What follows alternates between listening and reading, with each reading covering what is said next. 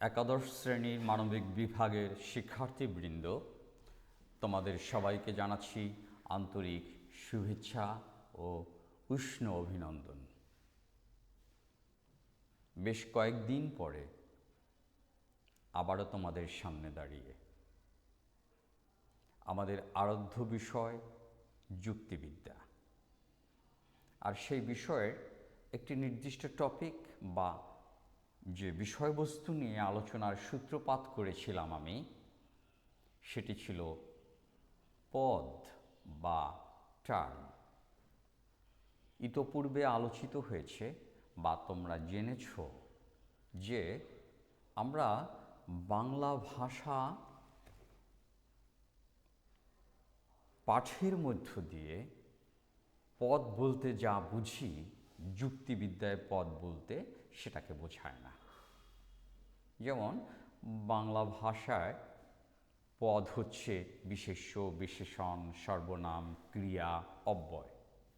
এরকম 5টি পদের সাথে তুমি, আমি, আমরা সবাই পরিচিত। কিন্তু যুক্তিবিদ্যায় পদ হচ্ছে সেই শব্দ বা শব্দ সমষ্টি, যেই শব্দ বা শব্দ সমষ্টি একটি যুক্তিবাক্যের হয় উদ্দেশ্য কিংবা বিধেয় হিসেবে ব্যবহৃত হতে পারে। এখন প্রশ্ন হচ্ছে, কথায় বলে না, কান টানলে পরে মাথা চলে আসে। আমি কিন্তু প্রাসঙ্গিকভাবে বলেছি পদ কাকে বলে, সেখানে শব্দটির ব্যবহার করেছি। তাহলে সঙ্গত কারণে আবার আরেকটি প্রশ্ন উপস্থাপিত হয়, শব্দ কি? যুক্তিবিদ্যায় শব্দটি কি সে বাংলায় যেভাবে জেনেছি সেরকম কোনো অর্থ বহন করে, নাকি কোনো নূতন অর্থ বহন করে? নিশ্চয়ই না। শব্দ বলতে আমরা সেই এক বা একাধিক বর্ণের সমষ্টি বুঝি, যা কোনো বস্তু কিংবা ব্যক্তি কিংবা কোনো বিষয়কে নির্দেশ করে মাত্র। আর সেই শব্দ বা শব্দ সমষ্টি যখন একটি যুক্তিবাক্যের উদ্দেশ্য কিংবা বিধেয় হিসেবে ব্যবহৃত হয়, তখনই সেটি পদ। আমরা প্রায়শ একটি উদাহরণ দিয়ে থাকি, সহজ সরল একটি উদাহরণ, যে সকল মানুষ হয় মরণশীল। এখন এখানে উদ্দেশ্য কোনটি? উদ্দেশ্য হচ্ছে যাকে কেন্দ্র করে কথা বলা হয়। এখানে কাকে কেন্দ্র করে কথা বলা হয়েছে? মানুষকে নিয়ে বলা হয়েছে। আর উদ্দেশ্য সম্পর্কে যে কথা বলা হয় সেটি হচ্ছে বিধেয়। তাহলে বিধেয় কি? মরণশীল। এই শব্দটি হচ্ছে এখানে বিধেয়। কিন্তু আমি যদি বলি যে ঢাকা হয় বাংলাদেশের রাজধানী, কিংবা উল্টো করে বলি যদি বাংলাদেশের রাজধানী হয় ঢাকা, তাহলে কোনটি উদ্দেশ্য, কোনটি বিধেয়? আমি যখন বলবো বাংলাদেশের রাজধানী, তখন সেটি উদ্দেশ্য। কাকে কেন্দ্র করে বলেছি? বাংলাদেশকে কেন্দ্র করে বলেছি। বাংলাদেশের রাজধানী হয় ঢাকা, হয় হচ্ছে সংযোজক, হয় কিংবা নয় যে সংযোজক সেটা তোমরা ইতিপূর্বে জেনেছ। আর ঢাকা হচ্ছে ওই উদ্দেশ্য সম্পর্কে যে বক্তব্য, যে ব্যাখ্যা, যে অভিমত, সেটি হচ্ছে বিধেয়। তাহলে শুরুতে থাকছে উদ্দেশ্য, শেষে আছে বিধেয়। এখন এই উদ্দেশ্য বিধেয় পদের ইংরেজি প্রতিশব্দ হিসেবে আমরা ব্যবহার করি টার্ম। টার্ম শব্দটি এসছে গ্রিক টার্মিনাস থেকে। টার্মিনাস মানে হচ্ছে প্রান্ত বা সীমা। তাহলে দেখা যায় একটি যুক্তিবাক্যে দুই প্রান্তে যে দুটো পদ থাকে, সেটাই হচ্ছে কি? উদ্দেশ্য বা বিধেয়। দুই প্রান্তে দুটো পদ। এখন এই পদ নিয়ে আজকে আমরা একটু বিস্তৃত আলোচনায় যাব, যে আলোচনার সূত্রপাতটি করেছিলাম গত ক্লাসে। কি সেই আলোচনা? প্রথমত আমাদের প্রশ্ন হচ্ছে যে পদের আবার রকম ফের আছে। যুক্তিবিদ্যায় আমরা বলে থাকি প্রত্যেকটি পদের দুটো দিক রয়েছে। একটি হচ্ছে তার ব্যক্তার্থ বা ডিনোটেশন, আরেকটি হচ্ছে জাত্যার্থ বা কনোটেশন। এখন আমি ভুল বলেছি, পদের যে ব্যক্তার্থ বা জাত্যার্থ যে দুটি দিক আছে, সেই দুটো দিককে আমরা কিভাবে উপস্থাপন করব সেটি স্পষ্ট হওয়ার ক্ষেত্রে আমরা বলতে পারি এভাবে। কিভাবে? যে প্রত্যেকটি পদের দুটো দিক আছে। একটি হচ্ছে তার ব্যক্তার্থ বা ডিনোটেশন, আরেকটি হচ্ছে তার জাত্যার্থ বা কনোটেশন। এখন ব্যক্তার্থ জাত্যার্থ একটি মানে কম পরিচিত শব্দ বলে তোমাদের কাছে বিবেচিত। যুক্তিবিদ্যায় এই টার্ম বা এই শব্দের ব্যবহার অধিকাংশ ক্ষেত্রে দেখা যাবে। তাহলে সঙ্গত কারণের অর্থটা কি আমাদের বোঝা দরকার। ঘাবড়ে গেলে চলবে না, অথবা ঘাবড়ানোর মতো কিছু নয়ও বটে। ব্যক্তার্থ হচ্ছে একটি পদের গুণের দিক না, ব্যক্তার্থ হচ্ছে একটি পদের সংখ্যার দিক, আর জাত্যার্থ হচ্ছে একটি পদের গুণের দিক। তাহলে একটি পদের কি থাকে? দুটো দিক থাকে। ব্যক্তার্থ জাত্যার্থ না বলে আমি যদি শুরুতে বলতাম যে একটি পদের দুটো দিক আছে, একটি হচ্ছে তার গুণের দিক, সংখ্যার দিক, আরেকটি হচ্ছে তার গুণের দিক, তাহলে বোধহয় বুঝতে সুবিধা হতো। এখানেই আমার সীমাবদ্ধতা। বয়স হয়ে গেলে যা হয়, বলতে চাই একটা, হয়ে যায় আরেকটা। এনিওয়ে, তাহলে একটা উদাহরণের মধ্য দিয়ে বোঝা যাক। মনে করো মানুষ একটি শব্দ, কারণ একাধিক বর্ণের সমষ্টি এই মানুষ শব্দটি গঠিত হয়েছে। আর এই শব্দটি শুধুই শব্দ নয়, এই শব্দটি হয়ে যেতে পারে পদ। তাহলে যেই শব্দ যুক্তিবাক্যের উদ্দেশ্য কিংবা বিধেয় হিসেবে ব্যবহৃত হয় বা হতে পারে কিংবা হওয়ার যোগ্যতা রাখে, তাকেই আমরা বলছি পদ। আমি কি বলবো? আমি উদাহরণ হিসেবে বলতে চাচ্ছি মানুষ হয় মরণশীল। এখানে মানুষ উদ্দেশ্য হিসেবে ব্যবহৃত হয়েছে এই যুক্তিবাক্যে, সঙ্গত কারণে এটি হচ্ছে একটি পদ, এবং এই পদটির দুটো দিক আছে, দুটো বৈশিষ্ট্য আছে। একটি তার সংখ্যার দিক, আরেকটি তার গুণের দিক। আচ্ছা, মানুষ বলতে কাদেরকে বুঝি? মানুষ বলতে বুঝি সেই সব প্রাণীকুলকে, যেই প্রাণীর মধ্যে যাদের কি একটি নির্দিষ্ট কতগুলো বৈশিষ্ট্য ধারণ করে, লালন করে। এখন পদের ব্যক্তার্থ আর জাত্যার্থ কি, সেটাই হচ্ছে আমাদের বিচার্য বিষয়। কোনো পদ একই অর্থে যে বস্তু বা বস্তুসমূহের উপর আরোপিত হয়, সেই বস্তু বা বস্তুসমূহকে ওই পদের ব্যক্তার্থ বলে। কঠিন হয়ে গেল কথাটা? আবারও বলছি, একটি পদ একই অর্থে যে বস্তু বা বস্তুসমূহের উপর আরোপিত হয়, সেই বস্তু বা বস্তুসমূহকে ওই পদের ব্যক্তার্থ বলে। বুঝতে পেরেছ? নিশ্চয়ই না। তুমি বা তোমরাই বা কিভাবে বুঝবে? আমি নিজেই তো বুঝি না। হেসে দিলে? হ্যাঁ, আমি অত কঠিন করে কথা যদি বলা হয়, তাহলে আমি তো বুঝতে পারবো না। একটি পদ একই অর্থে যে ব্যক্তি বা বস্তুসমূহের উপর আরোপিত হয়, সেই পদ বা সেই বস্তুসমূহকে ওই পদের ব্যক্তার্থ বলা হয়।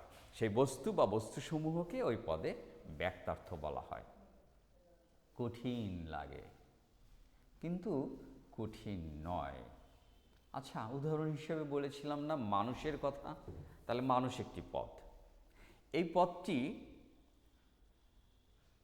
এই নামটি যার যার উপর আরোপ করা যায় তারাই হচ্ছে ওই পদের ব্যক্তার্থ।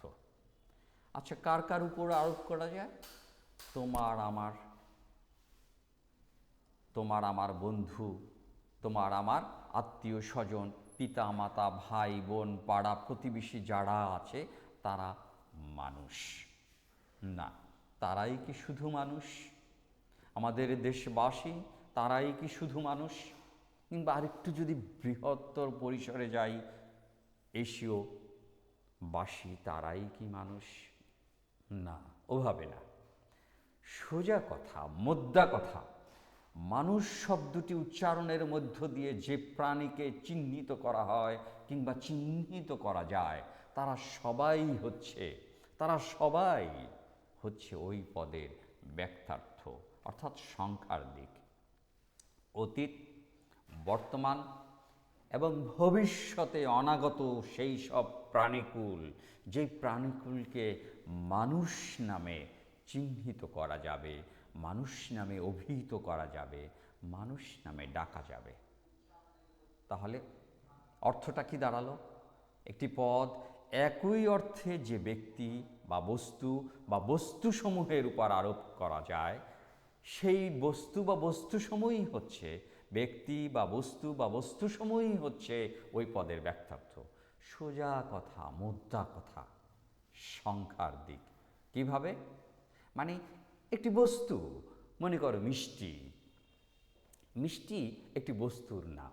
মিষ্টি বলতে যে সকল বস্তুকে বোঝায় সেটা হতে পারে তোমার আমার দেশের কিংবা হতে পারে বাইরের কোনো দেশের। ওরকম একটি বস্তুকে আমরা অতীত, বর্তমান যা এবং ভবিষ্যতে যা হবে সৃষ্ট সব ওই নামে যদি ডাকা যেতে পারে, ওই বিশেষণে যদি তাকে বিশেষিত করা যায়, তাহলে সেটিই হচ্ছে তার ব্যক্তার্থ। আচ্ছা, এ তো গেল তার সংখ্যার দিক, পরিমাণের দিক। ঠিক তার পাশাপাশি উল্টো পিঠে আছে তার গুণের দিক। মনে করো মানুষের মধ্যে কি আছে? কি গুণ তার আছে? মানুষের মধ্যে রয়েছে দয়া, মায়া, সততা, কত না গুণ, ইতিবাচক গুণ বা বৈশিষ্ট্যের কথা যদি বলি, শুধুমাত্র ইতিবাচক গুণ কেন, নেতিবাচক বৈশিষ্ট্যও আছে। লোভ, লালসা তার মধ্যে যেমনি করে কাজ করে, ঠিক তেমনি করে কাজ করে কি প্রতারণা, তেমনি করে কাজ করে আরও নানা বিধ নেতিবাচক বৈশিষ্ট্য। নেগেটিভ কথা না হয় নাই বা বললাম। আচ্ছা, এই নিয়েই কি মানুষ? লোভ লালসা, মায়া মমতা? নিশ্চয়ই না। দয়া মায়া? নিশ্চয়ই না। তাহলে কি মানুষের পরিচয়? কোন গুণগুলোকে আমরা নির্দিষ্ট করে থাকলে পরে তার জাত্যার্থ বলবো? সোজা কথা, যেই গুণ বা গুণসমূহ ওই পদের জন্য অপরিহার্য, ওই পদটির পরিচয়ের জন্য সর্বজনীন, অর্থাৎ অতীত, বর্তমান, ভবিষ্যতে মানুষ, উদাহরণ হিসেবে যেহেতু মানুষ শব্দটিকে আমরা নিয়েছি, তাহলে অতীত, বর্তমান, ভবিষ্যতে মানুষ বলতে যাদেরকে বুঝব, তাদের সবার মধ্যে যে গুণটি থাকার কারণে, সর্বজনীন যে গুণটি, অপরিহার্য গুণ যে গুণটি, সেই গুণটি থাকার কারণে আমরা যাকে মানুষ বলছি সেটিই হচ্ছে তার জাত্যার্থ। তাহলে মানুষ পদের জাত্যার্থ কি? মানুষ পদের জাত্যার্থ হচ্ছে তার বুদ্ধিবৃত্তি। এখন দেখো, একটি পদ মানুষ, তুমি যে কাউকে মানুষ নামে ডাকতে পারছো না, অতীতেও পারোনি, এখন পারছো না, ভবিষ্যতেও পারছো না, সে এই পদের অন্তর্ভুক্ত হচ্ছে না। কিন্তু মানুষ শব্দটি উচ্চারণের মধ্য দিয়ে অতীত, বর্তমান, ভবিষ্যতে অনাগত যারা আসবে তাদেরকে যদি ওই নামে ডাকা যায়, তারা সবাই হচ্ছে ওই পদের ব্যক্তার্থ। তাহলে মানুষ পদের ব্যক্তার্থের পূর্ণাঙ্গ প্রকাশ যখন আমরা করব, তখন আমরা বলবো সকল মানুষ। ঠিক আছে? আচ্ছা, আমি এখানে উদাহরণ হিসেবে পদ হিসেবে আমি চিহ্নিত করেছি মানুষ পদটিকে। পদ পদ উদাহরণ দিয়েছি জীব, তারপরে মানুষ, তারপরে সভ্য মানুষ।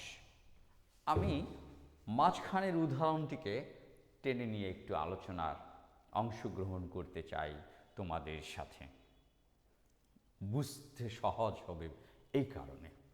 তাহলে মানুষ পদটির ব্যক্তার্থ যখন পরিপূর্ণভাবে প্রকাশিত হয়, অর্থাৎ তার সংখ্যার দিকটি যখন পরিপূর্ণভাবে প্রকাশিত হবে, তখন আমরা কিভাবে বলবো? সকল মানুষ। পদের ব্যক্তার্থ এখানে আমি উল্লেখ করেছি, পদের ব্যক্তার্থ মানুষ পদের ব্যক্তার্থ কি? সকল মানুষ। মানুষ পদের ব্যক্তার্থ হচ্ছে সকল মানুষ। কখন?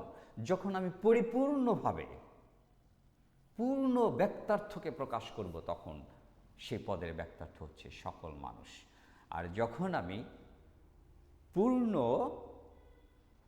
বা পরিপূর্ণভাবে প্রকাশ না করব, আংশিকভাবে প্রকাশ করব, তখন তার ব্যক্তার্থকে সকল মানুষ না বলে বলবো কতক মানুষ, কিছু কিছু মানুষ। অর্থাৎ সংখ্যার দিকটি বেড়ে যাওয়ার এবং কমে যাওয়ার সুযোগ আছে। কখন? যখন তুমি সেটা যেভাবে উপস্থাপন করছো সেভাবে। নেক্সট, তাহলে মানুষ পদের ব্যক্তার্থ কি? পরিপূর্ণভাবে যখন প্রকাশ হয় তখন সকল মানুষ, আর যখন আংশিকভাবে প্রকাশিত হয় তখন বলা হয় কতক মানুষ বা কিছু কিছু মানুষ। নেক্সট, মানুষ পদের জাত্যার্থ। মানুষের প্রথম পরিচয় কি? মানুষের প্রথম পরিচয় সে হচ্ছে এক ধরনের জীব। শুধুই কি জীব? অন্য সব যে প্রাণীকুল রয়েছে, প্রায়শ আমি বলে থাকি কথায় কথায়, যে জীবন ধান শালিকের কিংবা বন বেড়ালের, সে জীবন হতে পারে না সৃজনশীল মানবকুলের। ধান শালিক, বন বেড়াল, এখানে কেন শুধু? অন্য যত প্রাণী আছে সব প্রাণীকুলের মধ্যে আছে জীববৃত্তি। তাহলে সেই প্রাণীর অন্যতম অংশীদার, অন্যতম একটি শ্রেণী মানুষ। তার মধ্যে আছে কি, থাকবে কি? অপরিহার্য একটি গুণ বা বৈশিষ্ট্য, জীববৃত্তি। তাহলে এই জীববৃত্তি থাকার কারণেই সে কিন্তু মানুষ নয়, অন্য সকল প্রাণী থেকে তাকে স্বকীয় করে তুলেছে, স্বকীয় মহিমায় মহিমান্বিত করেছে। আরেকটি যা সবার ক্ষেত্রে প্রযোজ্য, মানুষ শব্দটি উচ্চারণের মধ্য দিয়ে ডাকলে পরে সবার মধ্যে খুঁজে পাওয়া যাবে যে বৈশিষ্ট্যটি, যে গুণটি, সেটিই হচ্ছে তার জাত্যার্থ। তাহলে কি? মানুষ পদের জাত্যার্থ হচ্ছে জীববৃত্তি এবং বুদ্ধিবৃত্তি। ওকে, মানুষ পদের জাত্যার্থ হচ্ছে জীববৃত্তি এবং বুদ্ধিবৃত্তি। বুঝতে পেরেছ? পারোনি? আমি আরেকটু পেছনে যাই, এবারে ধাপে ধাপে এগোনোর চেষ্টা করি, তাহলেই বিষয়টি সহজতর হয়ে যাবে। আমি শুরুতে কিন্তু পদ লিখতে গিয়ে লিখেছি জীব। জীব নামক একটি পদ। সকল জীব হয় মরণশীল। এখানে এই পদটি বলেছি না আমি? এই পদটি কেন? সকল পদের দুটো দিক আছে, একটি তার সংখ্যার দিক বা ব্যক্তার্থ, আরেকটি হচ্ছে তার গুণের দিক বা জাত্যার্থ। তাহলে জীব পদটির ব্যক্তার্থ কি? যখন আমি পরিপূর্ণভাবে প্রকাশ করি, জীব পদের ব্যক্তার্থ হচ্ছে সকল জীব। পরিপূর্ণভাবে যখন তার সংখ্যাটি উপস্থাপন করি, কি বলেছি আমি? সকল জীব হয় মরণশীল। সকল জীব হচ্ছে উদ্দেশ্য, হয় হচ্ছে সংযোজক, মরণশীল হচ্ছে বিধেয়। তাহলে জীব পদের ব্যক্তার্থ সকল জীব, আর তার জাত্যার্থ কি? জাত্যার্থ হচ্ছে সেই গুণ বা বৈশিষ্ট্য সমূহ যা তার পরিচয়ের জন্য অপরিহার্য বৈশিষ্ট্য। জীব, তার তো ক্ষুধা আছে, তৃষ্ণা আছে, তার ক্রোধ আছে, লোভ আছে, মায়া আছে, মমতা আছে, এই সব জীবের মধ্যেই বর্তমান। কিন্তু এই সব নিয়ে থাকা সত্ত্বেও যেই বৈশিষ্ট্যটি সবার জন্য প্রযোজ্য এবং অপরিহার্য, যেটি থাকার কারণেই জীব নামে তাকে অভিহিত করা হয়, জীব নামে ডাকা হয়, সেই অপরিহার্য বৈশিষ্ট্যটি হচ্ছে জীববৃত্তি। অর্থাৎ জীব পদের অপরিহার্য বৈশিষ্ট্য তথা জাত্যার্থ হচ্ছে জীববৃত্তি। আর মানুষ পদের ব্যক্তার্থ হচ্ছে পরিপূর্ণভাবে যখন প্রকাশ হয়, মানুষ পদের ব্যক্তার্থ হচ্ছে সকল মানুষ। আর তার জাত্যার্থ হচ্ছে জীববৃত্তি যোগ বুদ্ধিবৃত্তি। নেক্সট, মানুষের আবার রকম ফের আছে না? নিশ্চয়ই আছে। নানা রঙের মানুষ, নানা রূপের মানুষ, নানা বৈশিষ্ট্যের মানুষ। যেমন সভ্য মানুষ, অসভ্য মানুষ, শিক্ষিত মানুষ, অশিক্ষিত মানুষ। কত না শ্রেণীতে আমরা বিভাজন করতে পারি এই মানুষকে।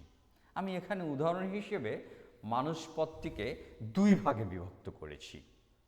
একদিকে এক প্রান্তে রেখেছি সভ্য মানুষকে, আরেক দিকে রেখেছি কি অসভ্য মানুষকে। না, আমি এখানে উল্লেখ করেছি মানুষের পর পদ হিসেবে ব্যবহার করেছি সভ্য মানুষ। খেয়াল করো, সভ্য মানুষ বলতে কাদেরকে বোঝায়? সব মানুষকে বোঝাবে? নিশ্চয়ই না। তাহলে সভ্য মানুষকে প্যান্ট শার্ট পরা, সুটেড বুটেড, শুদ্ধ উচ্চারণে কথনে যিনি পারদর্শী তিনিই সভ্য? না, পোশাক পরিচ্ছদের মধ্য দিয়েই তার সভ্যতার প্রকাশ ঘটে না, বহন করে না। মূলত সভ্যতা নামক যে বৈশিষ্ট্যটি আছে, অপরিহার্য যে গুণ মানুষের, সেই গুণটি যেই মানুষ বহন করে, ধারণ করে, লালন করে বুকের গহীনে, আচার আচরণের মধ্য দিয়ে তার প্রকাশ, মেধা মননের মধ্য দিয়ে তার প্রকাশ, সেই মানুষকেই বলছি আমরা সভ্য মানুষ। তাহলে সভ্য মানুষের ব্যক্তার্থ কি? সভ্য মানুষের ব্যক্তার্থ হচ্ছে পরিপূর্ণভাবে যখন তার সংখ্যাকে, পরিমাণকে উল্লেখ করি, তখন বলা হয়ে থাকে সকল সভ্য মানুষ, সকল সভ্য মানুষ। তাহলে তার জাত্যার্থ কি? তার জাত্যার্থ হচ্ছে তার পরিচয় কি? প্রথম পরিচয় সে জীব। তাহলে অপরিহার্যভাবে সভ্য মানুষের প্রথম পরিচয় যেহেতু জীব, সঙ্গত কারণে তার অপরিহার্য বৈশিষ্ট্য হচ্ছে জীববৃত্তি। ঠিক আছে? নিশ্চয়ই মনে রাখার চেষ্টা করবে। যেহেতু মানুষের অপরিহার্য বৈশিষ্ট্য জীব, মানুষ হচ্ছে জীব প্রথমত, তাহলে জীববৃত্তি হচ্ছে তার অন্যতম প্রধান বৈশিষ্ট্য জাত্যার্থের। তাহলে সভ্য মানুষের জাত্যার্থ কি কি আছে আমি এখানে উল্লেখ করেছি। যেহেতু প্রথমত সে জীব, সঙ্গত কারণে তার মধ্যে থাকতে হবে জীববৃত্তি। তারপরে বলেছি সভ্য মানুষ, সভ্য প্রসঙ্গটা পরে আসুক, তার আগে তার পরিচয় হচ্ছে মানুষ। তাহলে মানুষ হতে হলে কি চাই? মানুষ হতে হলে চাই যেমনি করে জীববৃত্তি, তেমনি করে চাই বুদ্ধিবৃত্তি। তাহলে সে দুটো বৈশিষ্ট্য অপরিহার্যভাবে এখানে লিখিত হয়েছে। তাহলে আমরা সভ্য মানুষ এবং সভ্য মানুষ বলতে গিয়ে কি করেছি? দুটো বৈশিষ্ট্যের প্রথম উল্লেখ করেছি, জীববৃত্তি, বুদ্ধিবৃত্তি। জীববৃত্তি, বুদ্ধিবৃত্তি থাকলেই কি সভ্য মানুষ? নিশ্চয়ই না। তাহলে কোন গুণটি থাকতে হবে? তার তাকে অনলবর্ষী বক্তা হতে হবে? না। তাকে হাসতে হবে? না। অঝরে কাঁদতে হবে? না। তাহলে কি? তার মধ্যে থাকতে হবে অপরিহার্য এই বৈশিষ্ট্যটি, কি?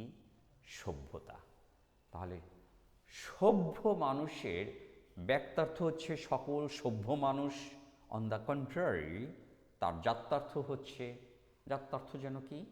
যেই গুণ বা বৈশিষ্ট্য অপরিহার্য ওই পদের ক্ষেত্রে, সর্বজনীন, অতীত, বর্তমান, ভবিষ্যতের বেলায় ওই পদের ক্ষেত্রে যে বৈশিষ্ট্যটি বা বৈশিষ্ট্যসমূহ ধারণ এবং লালন করবে।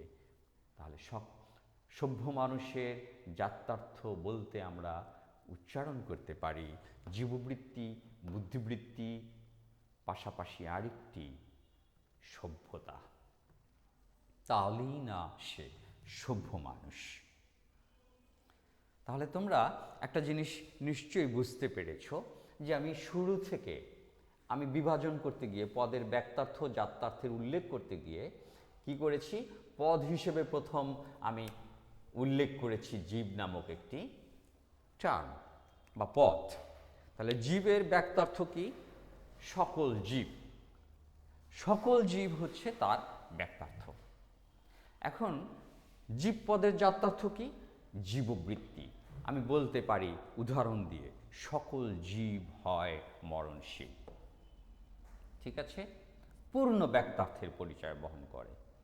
কিন্তু আমি যখন আংশিক ব্যক্তার্থের পরিচয় মধ্য দিয়ে জীব পদটিকে ব্যবহার করব, তখন আমি এভাবে বলতে পারি যে কিছু কিছু জীব হয় মানুষ, বা কতক জীব হয় মানুষ, বা কতক জীব হয় সিংহ, বা কতক জীব হয় পাখি। এখানে আংশিক ব্যক্তার্থের উল্লেখ হয়েছে। আচ্ছা, নেক্সট, মানুষ পদটি ব্যবহার করেছি, সকল মানুষ, পূর্ণ ব্যক্তার্থ। যাত্রার্থ কি? জীববৃত্তি যোগ বুদ্ধিবৃত্তি। তারপরে সভ্য মানুষ, সকল সভ্য মানুষ তার ব্যক্তার্থ। যাত্রার্থ কি? জীববৃত্তি, বুদ্ধিবৃত্তি যোগ সভ্যতা। আচ্ছা, একটা বিষয় খেয়াল করেছ,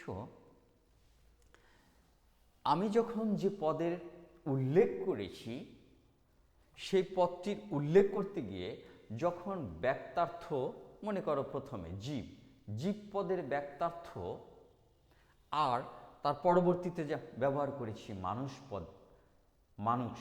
মানুষ পদের ব্যক্তার্থ এবং যাত্রার্থ একই রকম? নিশ্চয়ই না। একটা জিনিস দেখো, খেয়াল করো যে জীব পদের ব্যক্তার্থ হচ্ছে সকল জীব, আর যাত্রার্থ হচ্ছে শুধুই মাত্র জীববৃত্তি। কিন্তু জীবের একটি শ্রেণী বা অংশ হচ্ছে মানুষ। বাঘ, ভাল্লুক, হাতি, ঘোড়া, অন্যান্য যা কিছু আছে সবই তো জীব, কিন্তু তার একটি শ্রেণী হচ্ছে মানুষ। তাহলে জীব পদটির সংখ্যা যখন কমে গেল, কিংবা ব্যক্তার্থ যখন কমিয়ে আনা হলো, মানুষ পদটির ব্যবহার করা হলো, তখন ব্যক্তার্থ কমে গিয়ে কি হয়েছে? সকল মানুষ জীব পদের চেয়ে কম ব্যাপক, কিন্তু তার যাত্রার্থ বেড়ে গিয়েছে। যেমন জীব পদের যাত্রার্থ হচ্ছে জীববৃত্তি, কিন্তু মানুষ পদের যাত্রার্থ হচ্ছে জীববৃত্তি এবং বুদ্ধিবৃত্তি। মানুষের চেয়ে আরও সীমিত পরিসরে নিয়ে আসা হলো তার সংখ্যার দিক থেকে। কি বলেছি আমি? সভ্য মানুষ। তাহলে সভ্য মানুষ তার ব্যক্তার্থ কি? সকল সভ্য মানুষ। সকল সভ্য মানুষকে মানুষ বললে কি সব মানুষকে বোঝাবে? না, যারা শুধুই সভ্য মানুষ শ্রেণীর অন্তর্ভুক্ত তাদেরকে বোঝায়। তাহলে মানুষের সংখ্যার দিক থেকে কমে যাচ্ছে, অর্থাৎ ব্যক্তার্থের দিক থেকে মানুষ পদের চেয়ে কমে গেলে কি হলো? উল্টো দিকে যাত্রার্থ বেড়ে যায়। জীববৃত্তি যোগ বুদ্ধিবৃত্তি যোগ সভ্যতা। তাহলে কি দেখতে পেলাম? যদি আমরা ব্যক্তার্থ বাড়াই, নিচ থেকে আসি, যেমন না, উপর থেকেই শুরু করি। সকল জীব, যখন আমরা ব্যক্তার্থ বাড়াই তখন কি জাত্যার্থ কমে।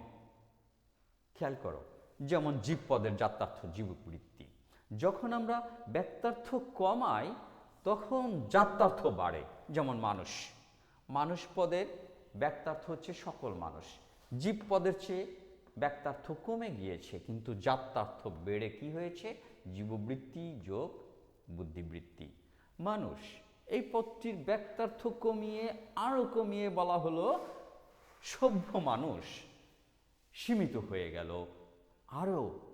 আরও বেশি, কিন্তু বেড়ে গেল তার জাত্যার্থ। তাহলে আমরা বলতে পারি মোদ্দা কথা এখানে যে যদি ব্যক্তার্থ বাড়ে তাহলে জাত্যার্থ কমে, যদি ব্যক্তার্থ কমে তবে জাত্যার্থ বাড়ে। ঠিক একইভাবে বলা যায়, যদি জাত্যার্থ বাড়ে উল্টো করে, তবে যদি জাত্যার্থ বাড়ে তবে ব্যক্তার্থ কমে, আর যদি জাত্যার্থ কমে তবে ব্যক্তার্থ বাড়ে। কতটুকু বোঝা গেল জানি না, তবে আমরা বোধহয় বোঝার চেষ্টা করেছি। কিছুটা হলেও অস্পষ্ট অবস্থা থেকে সুস্পষ্ট না হলেও অনেকটা স্পষ্ট হয়েছে পূর্বেকার আলোচনার চেয়ে, এ আমার দৃঢ় বিশ্বাস। তবে সেই বিশ্বাসটি আরও দৃঢ় থেকে দৃঢ়তর হবে যদি তোমরা পাঠ্যপুস্তকের সাথে একটু পরিচিত হও।